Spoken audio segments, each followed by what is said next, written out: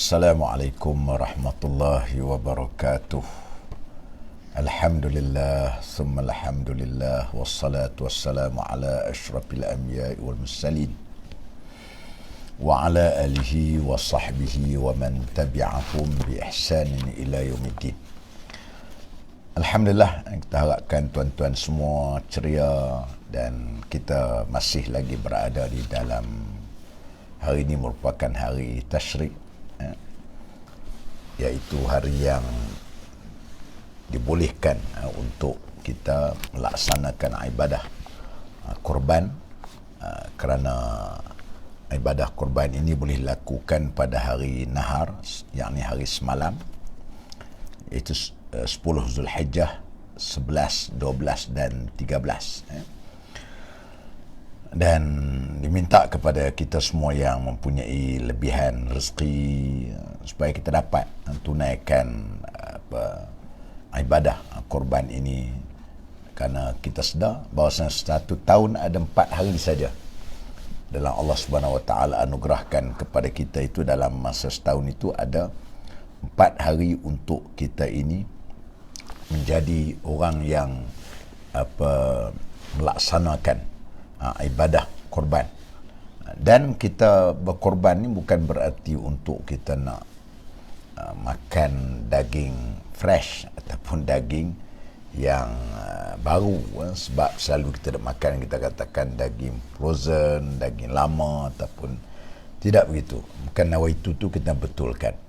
Kerana kita melaksanakan ibadah korban ini ialah sebagai satu ibadah untuk kita taqarrub kita dengan Allah Subhanahu Wa Taala, untuk kita mendekatkan diri kita kepada Allah Subhanahu Wa Taala, untuk menghidupkan sunnah dan peringatkan apa yang dilakukan oleh Nabi Allah Ibrahim alaihissalam dan Nabi Ismail alaihissalam.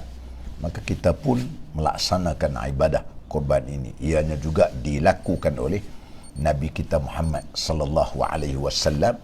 Maka menjadikan amal ini amal yang kita lakukan juga sebagai satu daripada, salah satunya ialah untuk kita nak membuktikan ataupun nak menunjukkan kita adalah merupakan orang yang dapat melaksanakan tanggungjawab ini dengan baik dan teratur. Ini merupakan satu bentuk, kita katakan, kewajipan yang mesti kita lakukan sebagai manusia ataupun sebagai orang yang meletakkan tahap diri kita itu sebagai hamba kepada Allah Subhanahu Wa Taala. Kerana tuan-tuan, kerana ibadah yang kita lakukan tadi ialah, sebab tu bila sebut tentang ibadah korban, ibadah tauhid. Ibadah, kita lihat bagaimana tauhidnya, yakinnya Nabi Allah Ibrahim alaihissalam terhadap merupakan perintah Allah Subhanahu Wa Taala. Baginda yakin, baginda lakukan itu tidak lain dan tidak bukan sebagai salah satu daripada cara yang nak membuktikan ataupun nak menunjukkan baginda ini adalah merupakan orang yang tidak merasa was-was ataupun takut, kerana ini adalah merupakan satu daripada arahan yang pelik sebagainya. Tapi baginda lakukan, nak menunjukkan tentang apa yang kita katakan sebagai untuk kita ini menjadi manusia yang taat kepada perintah Allah Ta'ala, sebagaimana Nabi Allah Ibrahim alaihissalam melakukan dan melaksanakan tanggungjawab ini. InsyaAllah tuan-tuan, kerana sebagaimana yang disebut oleh dalam satu hadis Nabi SAW yang menyatakan tentang betapa penting, diriwayatkan daripada hadis Tirmizi, Nabi kata, ma'amila adami min amalin yawmal nahri ahabba ilallahi min ihraqid dam innahu la ya'ti yawmal qiyamah biquruniha wa asy'ariha wa azlafiha wa anna ad-dama la yaqa'u min Allahi bimakanin qabla an yaqa'a min al-ardi fatibu biha nafsan. Maksud dia ialah tidak ada amalan yang dilakukan oleh anak Adam pada hari raya Aidiladha yang lebih dicintai Allah selain daripada menumpahkan darah binatang korban. Sungguhnya ia akan datang pada hari kiamat dengan tanduknya, bulunya, kukunya, dan sesungguhnya darah tersebut akan sampai kepada redha Allah sebelum ia jatuh ke bumi. Maka bersihkanlah jiwa kamu dengan berkorban. Ini nak menunjukkan tentang bagaimana satu amalan yang cukup disukai oleh Allah Subhanahu wa taala pada hari nahar, yakni hari raya, dan juga hari korban, hari tasyrik ini ialah iaitu ihraq dam, yakni kita darah yang mengalir, menumpahkan darah binatang korban. Ini satu amalan, sebab itulah ibadah korban ini disebut sebagai sunat muakkadah, sunat yang sangat-sangat dituntut kepada mereka yang mempunyai kelapangan rezeki dan sebagainya, supaya kita dapat buat. Jadi kurang-kurangnya kalau boleh, kalau tak boleh buat setiap tahun pun, kurang-kurangnya adalah semua hidup kita buat sekali. Kalau tak boleh buat setiap orang pun, kurang-kurang satu rumah tu kita plan, mesti ada seorang yang buat. Mudah ya nak buat, saya sebut cara mudah nak buat korban. Kita buat macam orang panggil apa, kutu. Sebulan kita katakan keluar dalam RM60, bisa katakan. Mungkin kadang-kadang kita lembu sekarang ni pun mahal. Dia biasalah puak-puak peniaga lembu ni, dia waktu perniagaan harga korban dengan harga biasa ni memang kita tengok beza banyak. Kadang-kadang sampai 400-500 ada beza. Lembu pula, lembu yang kurus sebagainya, kita terpaksa ambil, tak ada bekalan. Ni sebab itu, jadi mungkin kita ambil dalam kata harga RM60 sebulan. Jadi setahun insya-Allah kita dapat kumpul wang tersebut, dan kalau tak cukup nanti pun kita top up sikit saja. Mudah, dengan cara katakan setiap bulan anak kita katakan okey, tahun ni kita niat untuk nak korban tu ayah kita katakan. Maka kita pakai kutip dia beradik semua, pakai keluar RM10 seorang. Jadi kalau ada 6 beradik, RM60. Maka tahun ni untuk ayah dulu, tahun depan mak, tahun depan abang. Jadi akhirnya rotate tu kita buat. Itu yang paling penting, kerana kita nak buat sekaligus tu, kita fahamlah mempunyai kerumitan, kesulitan kepada kita. Ini salah satu cara yang saya selalu cadang di suar-suar masjid, supaya kita dapat buat macam tu, untuk membolehkan kita yang orang yang kurang berada dapat melakukan perkara tadi. Baik, tuan-tuan yang saya hormati sekalian, kita kembali kepada pengajian kita ataupun kepada kuliah tazkirah ringkas kita pada hari ini. Di antara perkara yang dinyatakan, yang kita telah bincang semalam, 2 hari lepas, iaitu sifat yang perlu kita nak berkawan ni ialah orang yang baik perangainya. Saya telah pun menukilkan bagaimana ungkapan Alqamah Al-Utaridi yang ditinggalkan kepada anaknya, jadi hari ini kita sambung lagi. Di antaranya dia kata, hendaklah kamu cari kawan yang akhlak perangai yang baik. Kata setengah ulama dia, la tashab illa ahada rajulain, rajulun tata'allama minhu syai'an min amri dinik fayanfa'uk, aw rajulun tu'allimahu syai'an min amri dinik fayaqbalu mink, wathalis fahrub minhu. Maksud dia ialah jangan engkau bersahabat melainkan seorang daripada 2 laki-laki, iaitu laki-laki yang engkau belajar daripadanya akan suatu daripada pekerjaan agamamu, maka memberi manfaat ia akan dikau. Atau laki-laki yang engkau ajar akan dia suatu daripada pekerjaan agamanya, maka menerima daripadamu. Dan laki-laki yang ketiga, maknanya yang lain daripada itu, maka engkau jauh daripadanya. Maksudnya dia nasihat, dia kata la tashab illa ahada rajulain, janganlah kamu duk berkawan dengan salah seorang daripada dua laki-laki yang ada watak ni. Maknanya dua watak ni saja aku boleh kawan, maksud dia. Maksud gitulah. Illa ahadar rajulain, melainkan dua watak ini saja yang kamu boleh untuk nak buat kawan. Iaitu yang pertama, rajulun tata'allama minhu syai'an min amri dinik fayanfa'u. Yang pertama ialah laki-laki yang mana kamu dapat belajar daripadanya hal ehwal agama yang boleh memberikan manfaat kepada kamu. Maknanya kita berkawan dengan dia dengan sebab dia itu boleh menunjuk ajar kepada kita hal ehwal berkenaan dengan agama. Itu awak boleh kawan dengan dia. Itu satu. Kita macam kita sebutlah, kerana berkawan ni semuanya ia ada kaitan dengan yaumul hisab, pada hari akhirat nanti. Salah satu daripada nama kiamat itu ialah hisab, hari perhitungan. Hitungan amal kita ini dia punya akan dapat result dia ialah pada hari akhirat nanti. Itu yang akan kita dapat result dan nanti.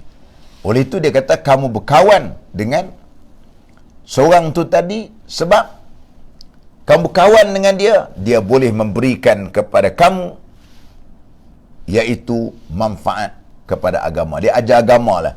Dia telah kenalkan agama kepada kita, dia betulkan Fatihah kepada kita, dia tegur kita mungkin semayang kita tak betul, dia tegur kepada kita berkenaan mungkin kita wuduk kita tak open elok sebagainya, dia tegur kepada kita sebab apa kita ni tidak menutup aurat, dia tegur kepada kita sebab apa kita ni jauh dengan mak ayah, dia tegur kepada kita sebab apa kita derhaka dengan mak ayah, dia tegur kepada kita sebab apa kita ni derhaka dengan suami, ataupun tegur kepada kita sebab apa kamu ni zalim isteri kamu. Semuanya itu diajar kita kawan dengan dia, dia memberikan kepada kita itu penerangan yang jelas ataupun mengajar kepada kita dengan berjelas. Maknanya dia manfaat satu. Kemudian dia kata yang kedua lah, au rajulun, atau laki-laki, tu'allimahu syai'an min amri dinik fayaqbalu minka. Ataupun kau boleh berkawan dengan seorang yang mana apabila kamu ajar kepada dia bab agama, dia boleh terima. Artinya orang ni orang baik. Sebab apabila kita ajar kepada dia, tunjuk benda-benda hak yang agama kepada dia, dia boleh terima dan amalkan. Dia sebelum ni dia silap, maka dengan kita beri tunjuk ajar kepada dia, dia beramal. Dia selama ini dia tak pernah lakukan, mungkin dia selama ni dia tak pernah keluar zakat, dia tak faham kenaan konsep zakat sebagainya. Maka selepas dia faham, maka dia keluar zakat. Itu artinya dia boleh terima, ini kawan yang baik. Dia sebelumnya mungkin ada kemampuan, tapi dia apabila dengar nasihat kita suruh dia buat korban, maka selama ni dia tak pernah buat, tapi alhamdulillah dia buat, maksud dia tadi. Artinya ini orang yang boleh kau buat kawan. Kerana apabila kamu nasihat kepada dia, maka dia boleh terima apa yang kita beritahu pada dia. Tapi hak yang ketiganya, wasalis fahruk minhu. Hak ketiga jangan dia kata. Hak ketiga ni maksudnya kamu kena jauh lah. Hak perangai, kalau laki-laki ada hak ketiga perangai ni, apabila dia ni kawan dengan dia, nak tunjuk agama kat kita pun tak. Nak beritahu pada kita agama tak. Malahan kadang-kadang dia pula ajak kita ni jauh daripada agama. Hak jenis manusia macam ni kita tak boleh kawan. Hak manusia jenis macam ni kita tak boleh berkawan. Kalau berkawan dengan dia, dengan kita rosak. Dengan kita rosak kawan jenis macam ni. Itu dia katakan wasalis fahruk minhu. Naklah kamu jauh, melarilah daripada dia ni. Kamu apabila kamu tak boleh pun nak menumpang agama dengan dia, tak boleh pun nak dapat tunjuk ajar daripada dia, nak buat apa? Kita nak berkawan ni dengan manusia yang membolehkan untuk dia itu memberikan tunjuk ajar kepada kita agama, urusan agama. Baik gitu. Tapi kalau dia sendiri tak ada memberikan apa-apa tunjuk ajar, lebih baik kita jauh dari dia. Itu satu, hak yang sifat ketiga tadi. Ataupun hak ketiga juga tadi, perangai hak ketiga tadi apa dia? Yang kita kena jauh, jenis manusia kita beritahu kepada dia, tunjuk ajar kepada dia, terang kepada dia, nyatakan kepada dia, beritahu kepada dia, dia tak mau terima. Malahan dia lawan kita, dia tolak kita mentah-mentah, walaupun kita berhujah dengan Quran, berhujah dengan hadis, berhujah dengan kata-kata ulama', dengan pandangan ulama', dia tak mau terima. Orang macam ni, fahruk minhu. Tak perlulah. Tak perlu kawan orang macam ni. Kalau kita berkawan dengan dia ni, yang tidak boleh mendatangkan baik sama ada urusan dunia ataupun urusan akhirat lebih-lebih lagi. Kerana manusia yang tidak ada manfaat untuk kita nak berkawan. Baik.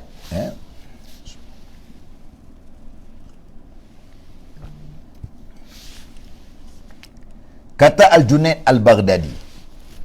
Junaid Baghdadi ialah merupakan salah seorang tokoh sufi yang nama dengan sempurna Baghdad, iaitu di Iraq, dan dia lahir pada tahun 210 Hijrah dan meninggal pada 297 Hijriah. Dia seorang tokoh sufi, tokoh sufi yang hebat.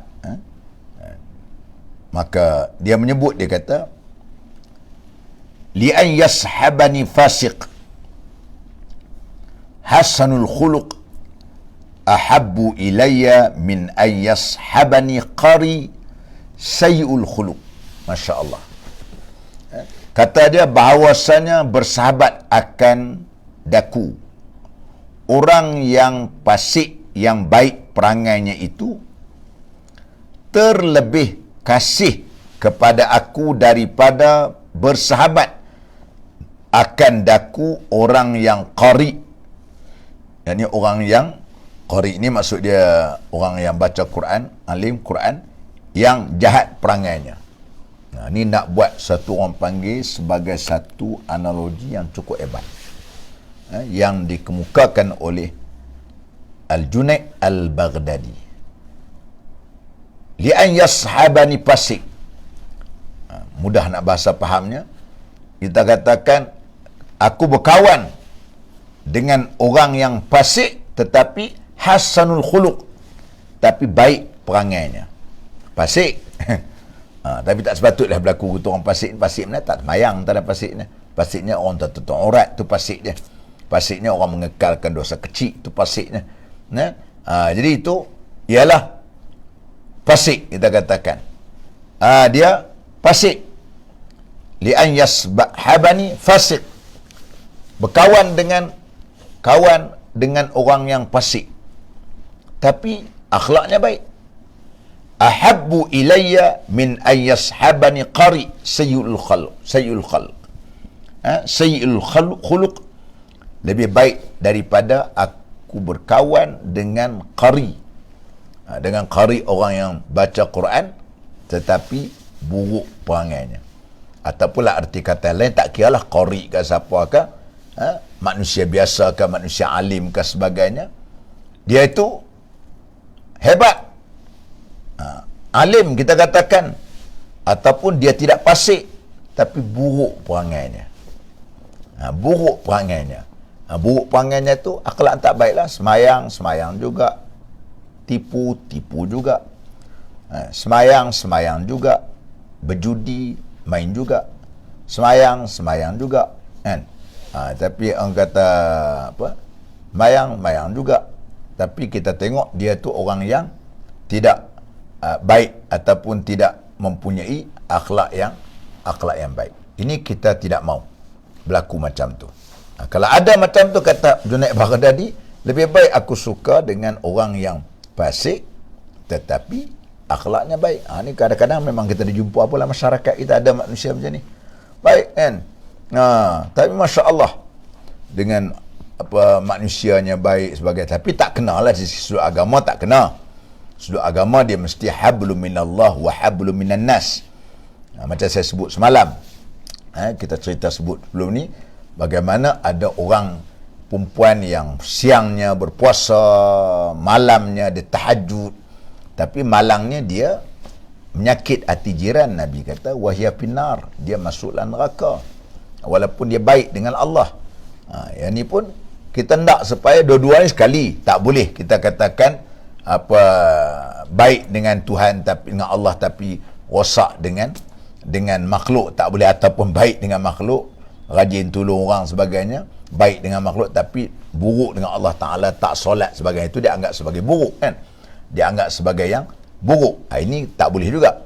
Tapi nak sebutnya pada penilaian Junaid Al-Baghdadi lebih baik, dia kata orang yang fasik tapi dia baik akhlaknya daripada orang yang alim, orang yang qari, orang yang saleh. Kau nak tak soleh lah maksud, tapi nak sebutnya mudahnya saleh ni pasal dia baik dengan Tuhan tapi buruk dari segi perangainya. Maka pada aku lebih baik aku suka berkawan dengan orang yang fasik tetapi ianya adalah terdiri dari kalangan orang yang cukup baik akhlaknya dengan apa manusia lain. Ini adalah merupakan satu perkara yang boleh nak menunjukkan bagaimana betapa pentingnya kita ini terdiri dari kalangan orang-orang yang menampakkan tentang kehebatan yang boleh kita nak cari sebagai kawan ataupun sahabat kita. Baik.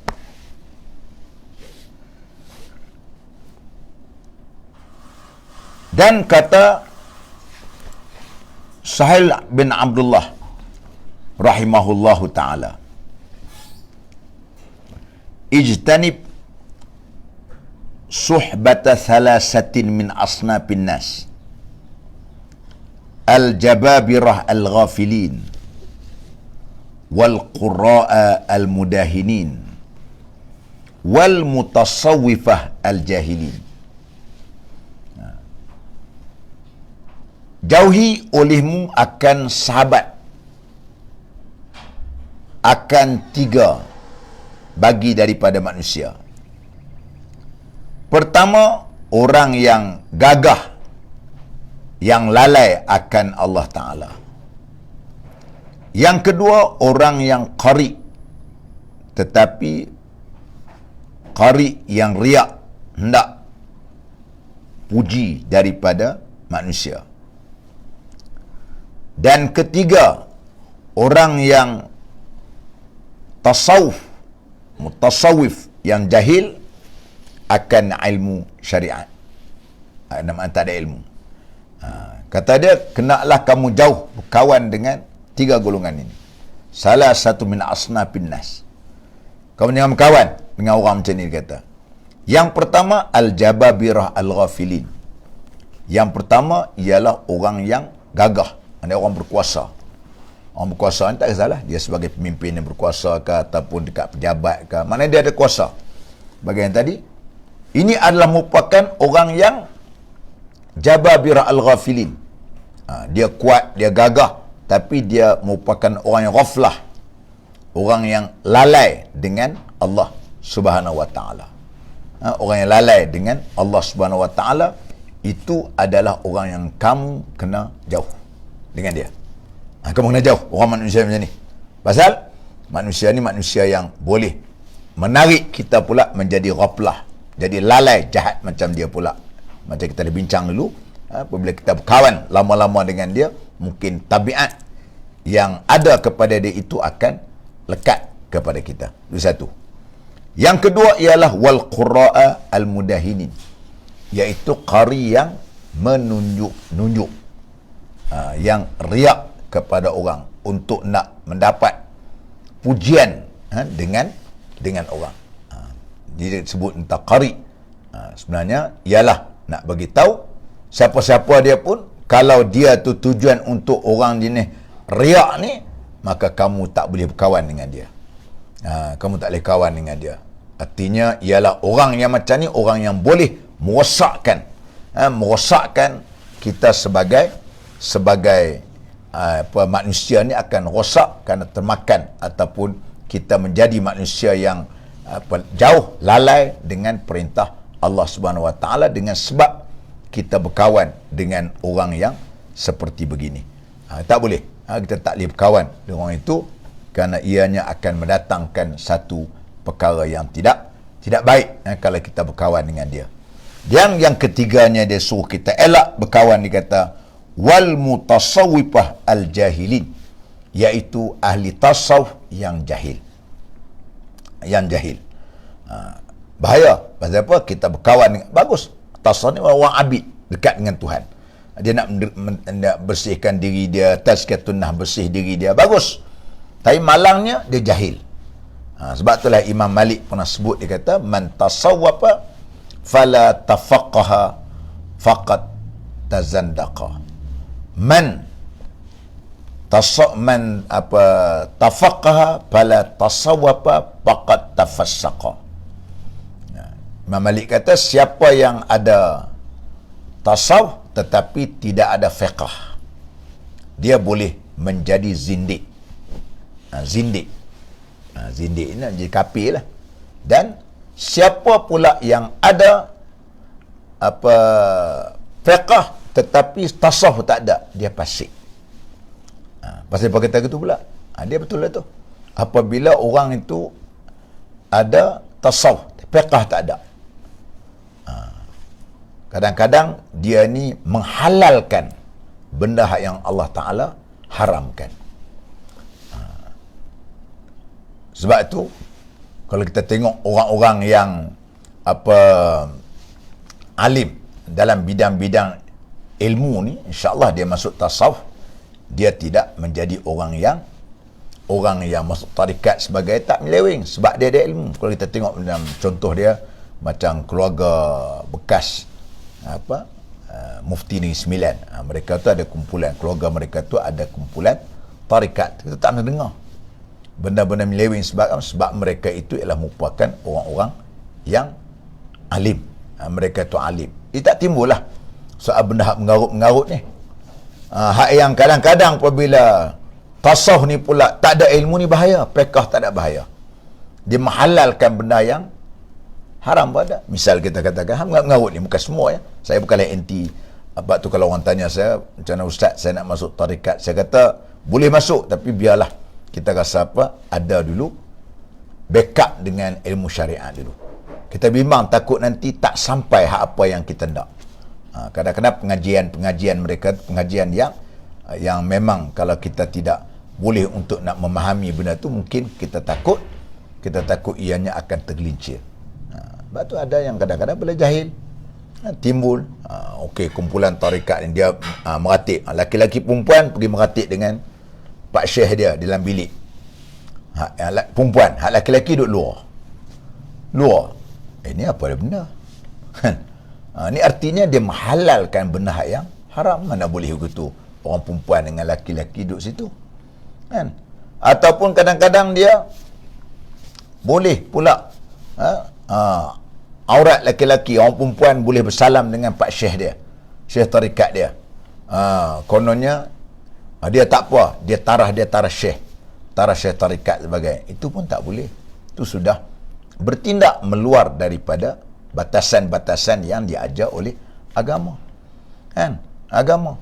Kerana kita kena ingat Nabi SAW ni dia tak pernah menyentuh perempuan yang ajnabi. Benda tu tak sentuh. Itu nak menggambarkan. Jadi kalau dia sampai bertindak untuk nak mengeluarkan hukum pula kata boleh, itu sudah menyalahi dengan benda-benda syarak. Itu kita kata-kata, ni kita kata tak apa. Pasal kita jahil dari segi ilmu syariat, maka akhirnya kita ikut dia. Bila kita ikut dia, nanti kita juga akan terkelencong. Minta maaf ya, bukan saya tidak orang yang anti kepada orang tarikat. Ya Allah, silakan, macam saya sebut tadi contoh macam keluarga Negeri Sembilan, keluarga mufti bekas Mufti Negeri Sembilan dulu, ada Syekh Faiz yang agak terkenal, almarhum rahimahullah. Itu merupakan orang-orang yang mereka dulu almarhum Profesor Dr. Mahmud Saidun. Dulu pun ada tarikat. Saya pernah mengaji dengan dia dulu, pernah talaqi dengan dia, dengan Dr. Mahmud Saidun dulu masa di UKM dulu. Dan dia juga merupakan orang yang beramal dengan tarikat. Tapi nak sebutnya ialah tidak ada masalah.